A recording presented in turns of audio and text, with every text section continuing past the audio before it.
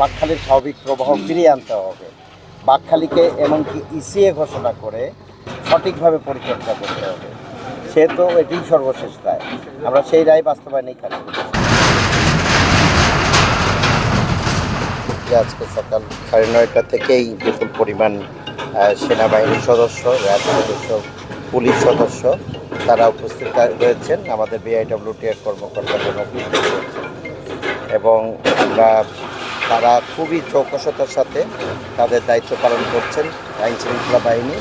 তো আমরা এখন পর্যন্ত নির্বিঘ্নে আমাদের কাজ আপনাদের সহযোগিতা নিয়ে, সবার সহযোগিতা নিয়ে আমরা উচ্ছেদ কার্যক্রম পরিচালনা করছি। নদী হলো রাষ্ট্রের সম্পদ, নদী বাংলাদেশের লাইফলাইন এবং বাকখালী নদীটার প্রবাহ এই কিছুদিন আগেও কিন্তু এখানে যারা বয়োজ্যেষ্ঠ আছেন তারাও আপনারা বলেন যে কিছুদিন আগেও এখানে আপনার ফিশিং ট্রলারগুলো আসতো, তারপরে স্পিড বোট আসতো, কিন্তু আমরা দেখতে পাচ্ছি যে এটা একেবারেই ভরাট করে বাড়িঘর তৈরি করা হয়েছে। এমনকি সরকারি ব্যবস্থাপনাতেও কিছু রাস্তাঘাট, ব্রিজ কালভার্ট ঠিকমতো না করে, উঁচু না করে, দেখা গেছে যে পানির অবাধ প্রবাহ নিশ্চিত না করে এখানে করা হয়েছে।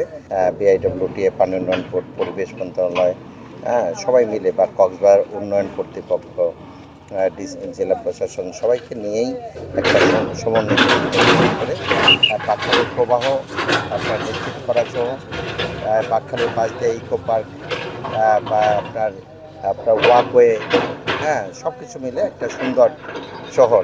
দীর্ঘদিনের প্রত্যাশা কক্সবাজারবাসী দখল দূষণ মুক্ত বাকখালী এবং সুন্দর পরিবেশ, একদম একেবারেই নান্দনিক একটা পরিবেশ। যেহেতু এটা পর্যটন শহর, যেহেতু পর্যটন শহর হিসেবে একটি নান্দনিক নদী এখানে থাকবে। যে আমি গতকাল থেকে আমরা ফেসবুকে দেখলাম যে এটি অবৈধভাবে বা আদালতকে অবমাননা করে, অনেকেই বলছে যে আদালতকে অবমাননা করে এই উচ্ছেদ অভিযান চালানো হচ্ছে।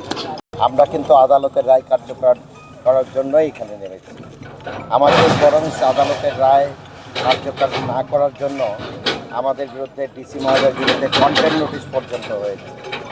আর এটা হলো সর্বশেষ রায়।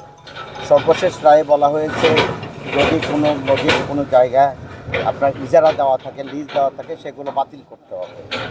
তারপরে আপনার বাকখালীর স্বাভাবিক প্রবাহ ফিরিয়ে আনতে হবে। বাকখালীকে এমনকি ইসিএ ঘোষণা করে সঠিকভাবে পরিচর্যা করতে হবে। সে তো এটিই সর্বশেষ রায়, আমরা সেই রায় বাস্তবায়নেই কাজ করি। এক্সট্রিম মশার কয়েল প্ল্যান্ট ফাইবার দিয়ে তৈরি, ডেঙ্গু, চিকুনগুনিয়া বাহি সহ যে কোনো মশার বিরুদ্ধে দেয় এক্সট্রিম সুরক্ষা। আমরা তো কালকেও বলেছি যে উচ্ছেদ অভিযান খুব সহজ কাজ না। উচ্ছেদ অভিযানে জনসাধারণের ব্যাপক সমর্থন থাকার পাশাপাশি যেমন থাকে, পাশাপাশি আবার এর বেনিফিশিয়ারি যারা থাকে, যাদের ক্ষতি হয়, তাদের একটা এন্টি গ্রুপ মুভমেন্ট তৈরি হয়। এটা আমরা খুব স্বাভাবিক হিসাবে নিয়েছি, এটা অস্বাভাবিক কিছু না। উচ্ছেদ অভিযানে এ ধরনের বাধা আসবে, কিন্তু সকল বাধাকে অতিক্রম করেই আমাদেরকে চলতে হবে।